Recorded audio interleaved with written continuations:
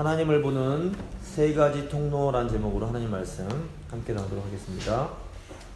저희가 팔복에 대해서 강의하고 있습니다. 이 8가지 복은 천국 백성들이 가져야 할 영적인 성품에 대한 내용이라고 볼 수 있습니다. 오늘은 마음이 청결한 자가 하나님을 보게 될 거라는 내용의 말씀입니다.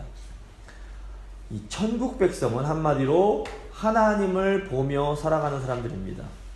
실제 지금 하나님을 눈으로 보신 분 혹시 계십니까? 성경에서 하나님을 본다라고 하는 것은 단순히 우리가 가진 두 눈으로 하나님을 보는 것 이상의 매우 중요한 의미가 있습니다. 하나님은 하나님의 백성들이 하나님을 볼 수 있는 세 가지 통로를 허락해 주십니다. 오늘은 천국 백성이 하나님을 보는 세 가지 통로에 대해서 한번 같이 생각을 해보도록 하겠습니다. 먼저는 성전이고, 두 번째는 예수 그리스도, 세 번째는 교회입니다. 먼저 성전입니다. 구약 시대의 언약 백성들은 성전을 통해서 하나님을 보았습니다. 사실 하나님은 우리가 눈으로 볼 수 있는 분이 아니십니다. 우리가 눈으로 볼 수 있는 것은 지극히 제한이 되어 있습니다. 뉴스를 보니까 나사에서 지구를 닮은 별들을 발견했다라는 소식이 전해지는 것을 제가 봤습니다. 근데 우리 눈으로는 우리가 발 딛고 서 있는 지구조차도 다 볼 수가 없습니다. 이 LA 땅조차도 다 보지 못합니다. 따라서 우리가 이 광대한 우주의 창조자이신 하나님을 우리의 두 눈으로 보려고 하는 것 자체가 어떤 의미에서 불가능한 일이라고 볼 수 있습니다. 다른 종교의 경우에는 자신들이 믿는 신을 어떤 우상으로 형상화해서 그 신들을 섬깁니다. 하지만 하나님은 하나님을 눈에 보이는 우상으로 형성하는 것을 엄격하게 금하십니다. 이 세상에서 하나님을 형상화할 수 있는 존재는 하나님의 형상대로 창조된 인간밖에 없기 때문입니다. 모든 인간들이 단지 인간이라는 이유만으로도 존엄한 이유가 바로 이 때문입니다. 하나님은 하나님의 형상인 인간을 통해서 자신을 보여주십니다. 문제는 죄로 인해 우리가 하나님의 형상을 온전히 드러낼 수 없게 되었다는 것입니다. 우리가 이렇게 죄로 인해서 일그러져 버린, 망가져 버린 이 하나님의 형상을 회복하는 유일한 방법이 있는데 그것이 바로 예배입니다. 우리는 우리가 섬기고 예배하는 대상을 똑같이 닮아갑니다. 영어로 이런 표현이 있습니다. We become what we worship. 돈을 우상으로 섬기는 사람은 스크루지 영감처럼 아주 쫙하고 그런 탐욕의 노예가 되어버립니다. 또 권력을 우상으로 섬기는 사람은 권력을 위해서라면 양심도 팔아버릴 수 있는 그런 권력의 노예가 되어버립니다. 또 쾌락을 우상으로 섬기는 사람은 인간이길 포기할 만큼 그런 어떤 정욕의 그런 쾌락의 화신으로 변해버립니다. 하지만 우리가 하나님을 예배할 때 우리는 거룩하신 하나님을 닮아가게 됩니다.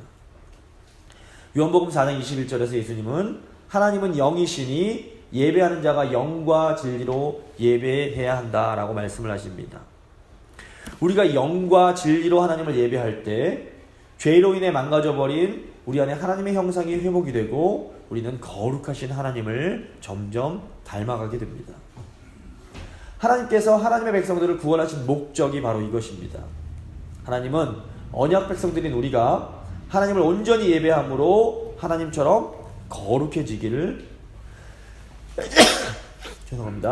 거룩해지기를 원하십니다.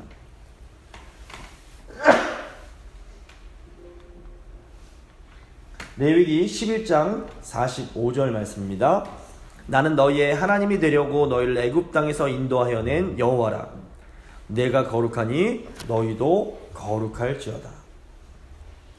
하나님을 본다라고 하는 것은 이 예배와 아주 밀접한 관련이 있습니다. 성경에서 하나님을 본다라고 할 때 이것은 하나님을 만나고 하나님과 인격적인 교제를 하는 것을 의미합니다. 한국말에도 보면 이 본다라는 말은 단순히 눈으로 보는 것 이상의 의미가 있습니다. 아이를 본다라고 할 때 그냥 아이를 눈으로 보는 것은 아닙니다. 또 부모님을 뵙고 왔다라고 할 때도 그냥 부모님을 두 눈으로 보고 왔음을 의미하는 것이 아닙니다. 영어에서도 이 본다라는 것은 단순히 눈으로 보는 것 이상의 의미가 있을 때가 많습니다.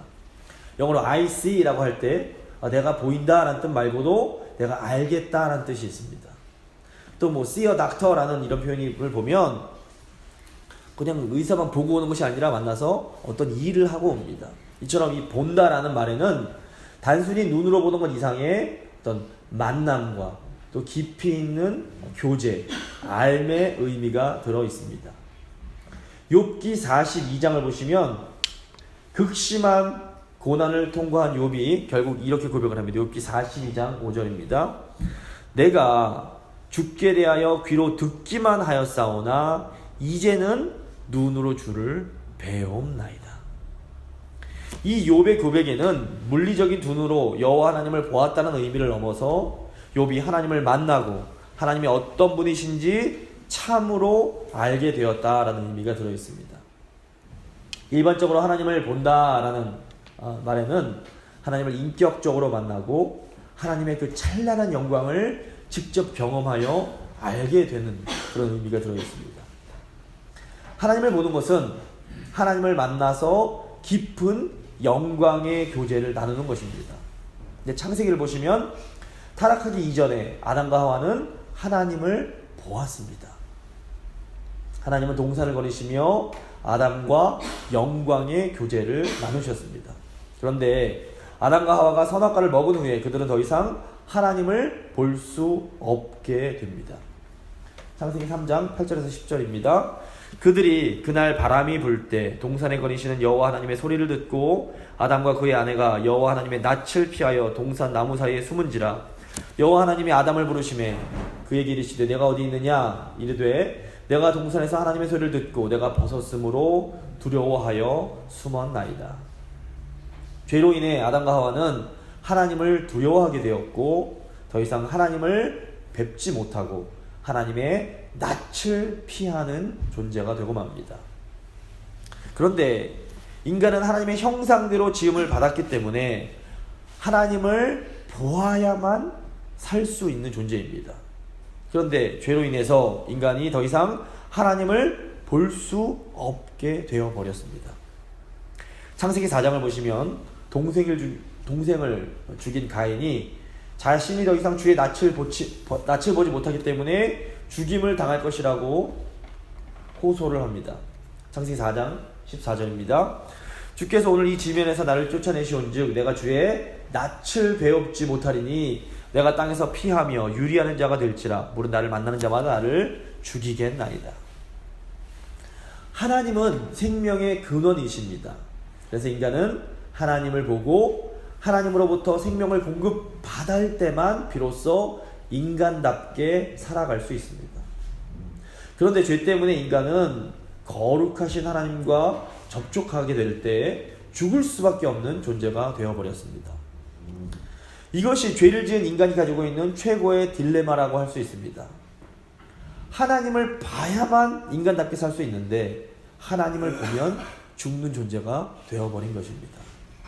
좀 이해를 돕기 위해서 비유를 들어보자면 이제 인간이 핸드폰이라면 하나님은 초고압 전류와 같으십니다. 핸드폰이 제대로 기능하려면 전기가 반드시 필요합니다. 전기가 없으면 핸드폰은 사용할 수가 없습니다. 쓸모가 없는 존재가 되어버립니다. 그런데 이 핸드폰을 쓰겠다고 이 핸드폰 충전기를 고압 전류에 직접 갖다 대면 그 순간 핸드폰은 타서 없어져 버리게 됩니다. 지금 인간의 상태가 이와 비슷합니다. 인간이 이 세상을 살아가려면 하나님께서 주시는 영적인 생명이 반드시 필요합니다. 그런데 인간은 죄 때문에 거룩한 하나님을 보거나 만지는 순간 죽을 수밖에 없습니다.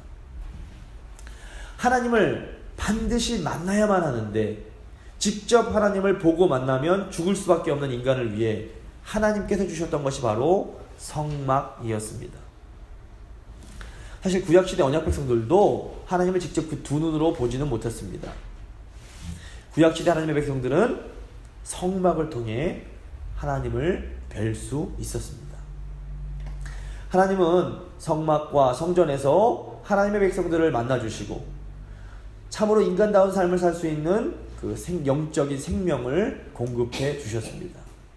이처럼 구약시대의 언약 백성들은 성막과 성전에서 드리는 예배를 통해 하나님을 보고 하나님으로부터 그 영적인 생명을 공급받는 놀라운 복을 누릴 수 있었습니다. 신약시대의 백성들은 이제 예수 그리스도를 통해서 하나님을 볼 수 있게 됩니다. 2000년 전 성자 하나님이신 예수 그리스도가 직접 성전으로 이 땅에 오시면서 신약시대가 시작이 됩니다. 요한복음 1장 14절입니다. 말씀이 육신이 되어 우리 가운데 거하심에 우리가 그의 영광을 보니 아버지의 독생자의 영광이요 은혜와 진리가 충만하더라. 여기 거하심에 란 단어를 헬라어로 보면 성막을 치다 라는 의미가 들어있습니다. 예수님은 스스로 성막이요 성전이 되어 우리를 찾아오십니다. 신약시대 하나님의 백성들은 성전으로 오신 예수 그리스도를 통해 살아계신 하나님을 볼 수 있었습니다. 요한복음 1장 18절입니다. 본래 하나님을 본 사람이 없으되 아버지 품속에 있는 독생하신 하나님이 나타내셨느니라. 예수님은 직접 육체가 되어 오심으로 하나님을 우리에게 나타내어 주십니다. 예수님의 제자 빌립이 예수님께 예수님 아버지 하나님을 좀 보여주십시오 라고 부탁을 드립니다. 이때 예수님께서 예수님을 보는 것이 바로 아버지를 보는 것이다 라고 말씀해 주십니다. 요한복음 14장 8절에서 9절입니다. 빌립이 이르되 주여 아버지를 우리에게 보여주옵소서 그리하면 족하겠나이다. 예수께서 이르시되 빌립아 내가 이렇게 오래 너희와 함께 있으되 내가 나를 알지 못하느냐. 나를 본 자는 아버지를 보았거늘 어찌하여 아버지를 보이라 하느냐. 내가 아버지 안에 거하고 아버지는 내 안에 계신 것을 내가 믿지 아니하느냐. 내가 너에게 이르는 말은 스스로 하는 것이 아니라 아버지께서 내 안에 계셔서 그의 일을 하시는 것이라.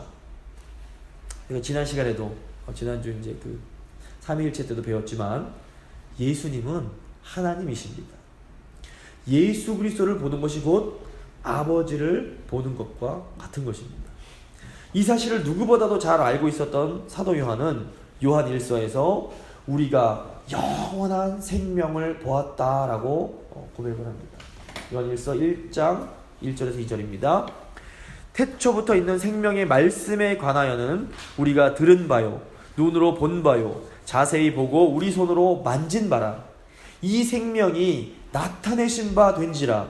이 영원한 생명을 우리가 보았고 증언하여 너에게 전하노니 이는 아버지와 함께 계시다가 우리에게 나타내신 바 된 이시니라. 예수님의 제자들은 이 땅에 오신 예수 그리스도를 통해 하나님의 얼굴을 보는 영광을 경험할 수 있었습니다. 제자들은 성전이신 예수 그리스도를 통해서 하나님을 볼 수 있었고 하나님을 만질 수 있었고 하나님을 만나고 하나님과 교제하며 하나님께서 주시는 그 영생의 복을 누릴 수 있었습니다.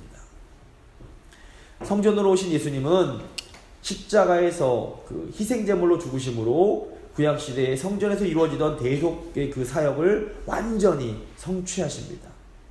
또 예수님은 장사한 지 3일 만에 영광 가운데 부활하심으로 모든 인류가 죽음을 이기고 하나님을 볼 수 있는, 하나님을 만날 수 있는 그 문을 활짝 열어주십니다. 요한계시록 21장은 하나님의 백성들의 그 마지막을 상징적인 그림 언어로 묘사해 줍니다. 마지막 때가 되면 사단이 심판을 받습니다. 그리고 새 하늘과 새 땅이 펼쳐지면서 하늘로부터 거룩한 성 새 예루살렘이 내려오게 됩니다. 계시록 21장 1절과 2절 말씀입니다. 또 내가 새 하늘과 새 땅을 보니 처음 하늘과 처음 땅이 없어졌고 바다도 다시 있지 않더라. 또 내가 보매 거룩한 성 새 예루살렘이 하나님께로부터 하늘에서 내려오니 그 준비한 것이 신부가 남편을 위하여 단장한 것 같더라. 이 하나님으로부터 하늘에서 내려오는 새 예루살렘 성의 가장 중요한 특징이 그곳에는 더 이상 성전이 없다는 것입니다. 왜 그렇습니까? 이 성전은 이 땅의 죄인들이 하나님을 보기 위해서 필요한 통로요 수단에 불과했습니다. 그런데 만물이 새롭게 될 그때에는 예수님과 하나님을 직접 뵙기 때문에 더 이상 성전이 필요가 없어진 것입니다. 계시록 21장 22절에서 25절 말씀입니다. 성 안에서 내가 성전을 보지 못하였으니 이는 주 하나님 곧 전능하신 이와 및 어린 양이 그 성전이심이라. 그 성은 해나 달의 비침이 쓸데없으니 이는 하나님의 영광이 비치고 어린 양이 그 등불이 되십니다. 만국이 그 빛 가운데로 다니고 땅의 왕들이 자기 영광을 가지고 그리로 들어가리라. 낮에 성문들을 도무지 닫지 아니하리니 거기에는 밤이 없음이라. 하나님께서 모든 것을 마무리 지시고 만물을 새롭게 하실 그때 하나님의 백성들은 타락하기 이전 아담과 하와가 그랬던 것처럼 직접 하나님과 얼굴과 얼굴을 맞대고 볼 수 있게 될 것입니다. 계시록 22장 3절과 5절입니다. 다시 저주가 없으며 하나님과 그 어린 양의 보좌가 그 가운데 있으리니 그의 종들이 그를 섬기며 그의 얼굴을 볼 터이요 그의 이름도 그들의 이마에 있으리라. 다시 밤이 없겠고 등불과 햇빛이 쓸데없으니 이는 주 하나님이 그들에게 비치심이라. 그들이 세세토록 왕노릇하리로다. 오늘 본문에서 예수님은 마음이 청결한 사람들이 하나님을 볼 거라고 말씀하십니다. 이것은 천국 백성들이 마지막 날에 하나님께서 만물을 새롭게 하실 그때 이 놀라운 하나님을 보는 이 영광에 참여하게 될 것에 대한 약속이라고 볼 수 있습니다. 천국 백성인, 하나님의 은혜로 구원받은 천국 백성인 우리들도 이 마지막 날에 직접 하나님을 영광 가운데 보는 이 놀라운 이 은혜에 참여하게 될 것입니다. 하지만 이것이 전부가 아닙니다. 우리는 마지막 때뿐 아니라 지금 이 땅에서부터 하나님을 볼 수 있고 또 하나님을 보아야만 합니다. 신약시대 성도들은 세 번째로 바로 교회를 통해 하나님의 얼굴을 봅니다. 구약시대의 천국 백성들은 성막과 성전을 통해서 하나님을 보았습니다. 또 신약시대의 천국 백성들은 성전으로 오신 예수 그리스도를 통해서 하나님을 볼 수 있었습니다. 그리고 마지막 때의 천국 백성들은 새 예루살렘에서 예수 그리스도 하나님을 직접 볼 수 있게 될 것입니다. 하나님의 백성들은 하나님을 보고 하나님이 주시는 그런 영적인 생명을 공급받아야만 살아갈 수 있습니다. 문제는 이제 교회의 시대를 살아가는 우리가 하나님을 어떻게 볼 수 있는가 하는 것입니다. 그 대답이 바로 오늘 본문에 나옵니다. 예수님은 마음이 청결한 자가 하나님을 보는 복을 받을 것이라 말씀하십니다. 모든 것이 완성될 때 하나님을 보는 그 복뿐 아니라 지금 아직도 죄악이 가득한 이곳에서도 우리는 하나님을 보는 복을 받을 수 있습니다. 예수님은 하나님의 말씀이 육신이 되신 분입니다. 하나님의 말씀은 예수님의 모든 삶을 통해서 우리 눈으로 볼 수 있는 실제가 됩니다. 예수님의 모든 말씀, 예수님의 모든 행동, 예수님의 모든 표정을 통해 하나님 아버지의 뜻이 이 땅에 온전하게 실현될 수 있었습니다. 이렇게 말씀이 육신이 되는 삶을 살아가시는 예수님을 보면서 제자들은 하나님을 보았습니다. 제자들은 예수님을 통해 하나님이 어떤 분이신지를 아주 정확하게 알 수 있었습니다. 그런데 예수 그리스도를 떠나서는 우리는 하나님이 어떤 분이신지 절대로 제대로 알 수 없습니다. 기독교를 두 마디로 요약을 하면 예수 그리스도라고 할 수 있습니다. 그런데 신약 성도들이 하나님을 보는 통로인 예수 그리스도가 부활하신 지 40일 후에 이제 하나님 아버지 곁으로 돌아가셨습니다. 그렇다면 이제 우리는 어떻게 하나님을 볼 수 있을까요?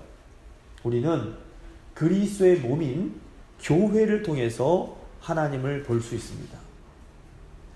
사도 바울은 하나님의 영이신 성령이 거하는 성도들의 모임, 성도들의 공동체인 교회가 곧 성전이라고 가르칩니다.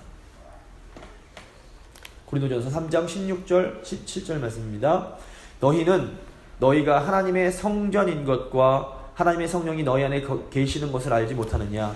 누구든지 하나님의 성전을 더럽히면 하나님이 그 사람을 멸하시리라.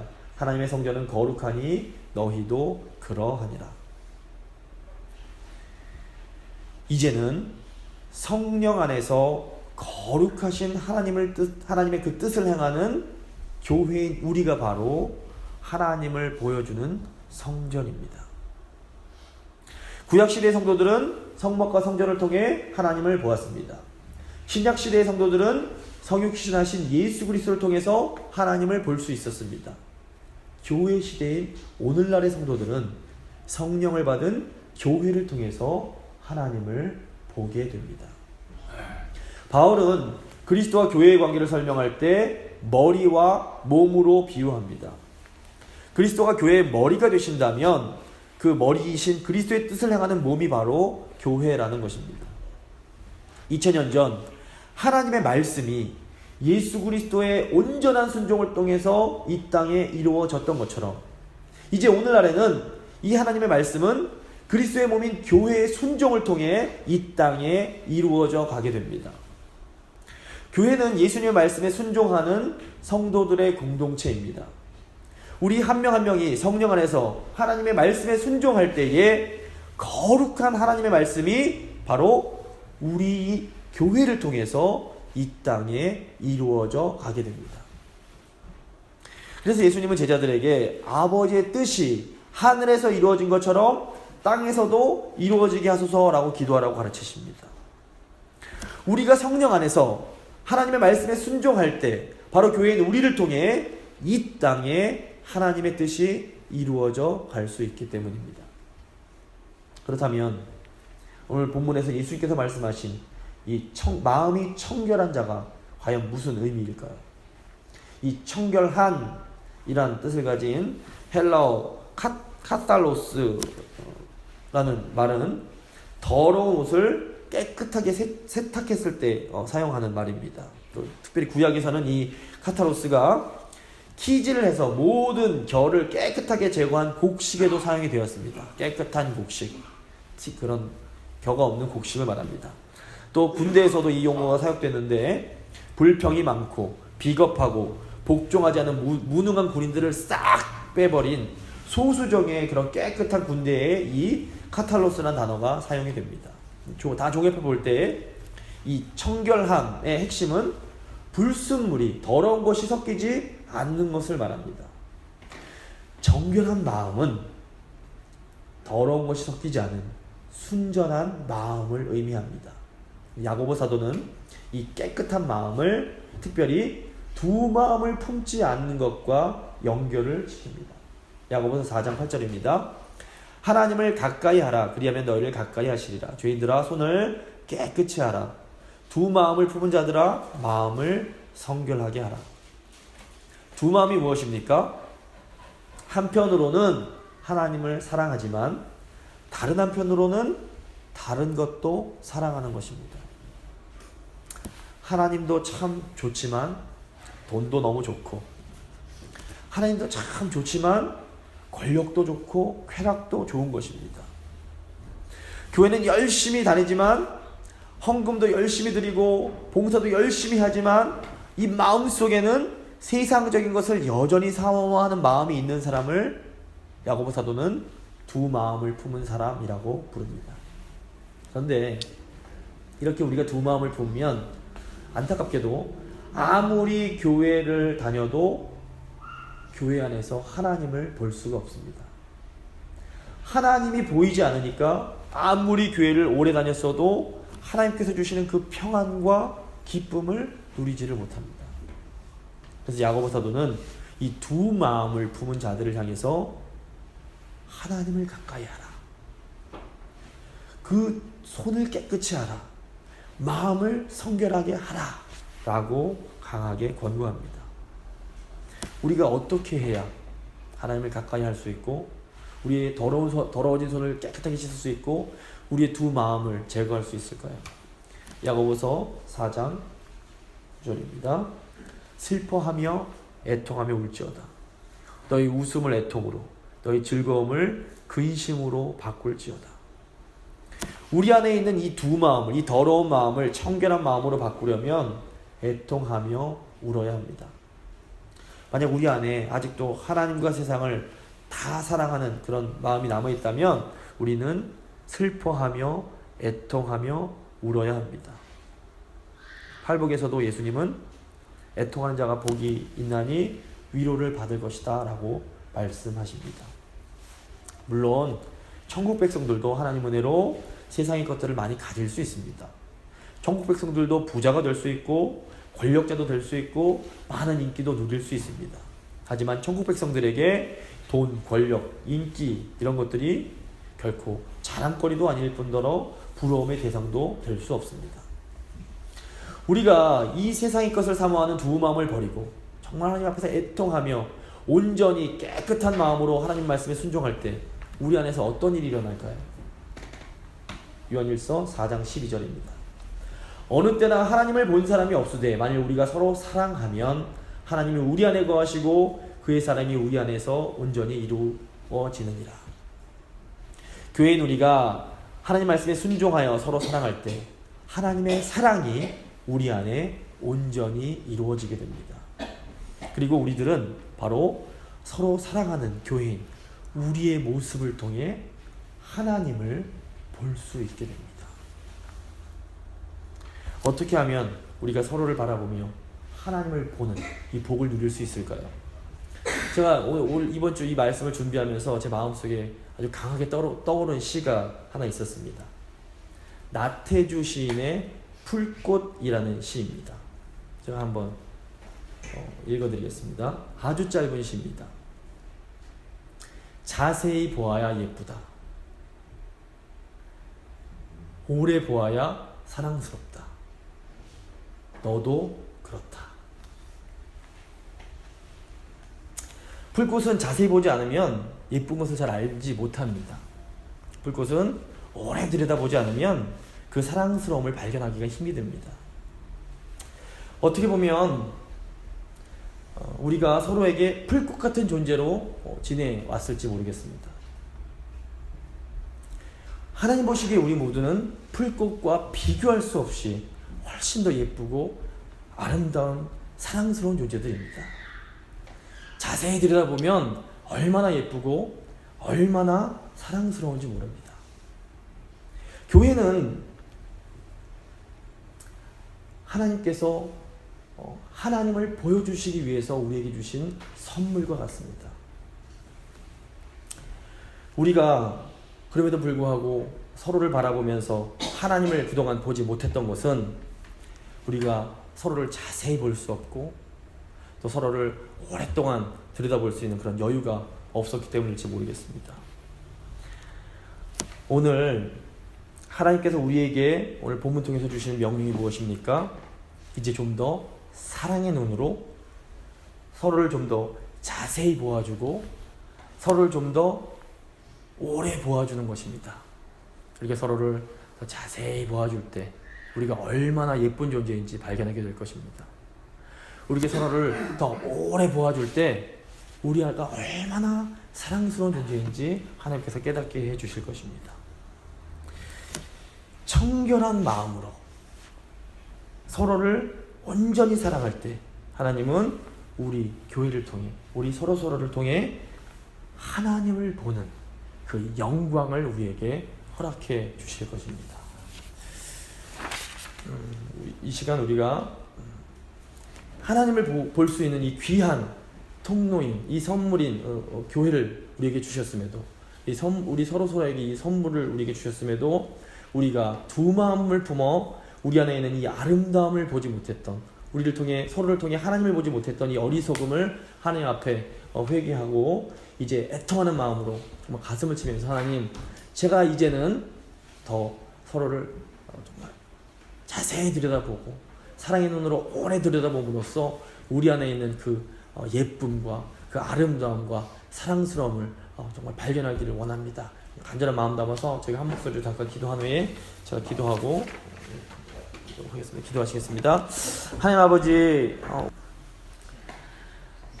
하나님은 저희를 너무나도 예쁜 존재요, 너무나도 사랑스러운 존재로 바라보아 주십니다. 하나님께서는 저희가 서로를 하나님의 눈으로 바라보기를 원하십니다. 서로를 더 자세히 보아주고 사랑의 눈으로 서로를 더 오래오래 보아줌으로 서로 안에 있는 그 아름다움을 다시 한번 발견하기를 원하십니다. 주님, 저희가 저희 귀한 교우들을 하나님을 볼 수 있는 귀한 통로로 선물로 저희가 허락해 주셨는데 저희가 어리석어 두 마음을 품었기 때문에 아버지 서로를 통해서 하나님을 보지 못했음을 정직하게 고백합니다.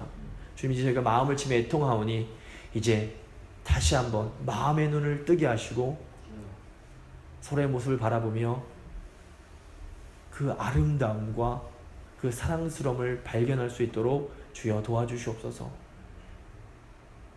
우리가 서로 진정으로 사랑할 때에 저희만 저희 안에서 하나님을 보는 것이 아니라 세상 사람들도 저희를 통하여 그 아름답고 영광스러운 하나님을 보게 될 줄 믿습니다.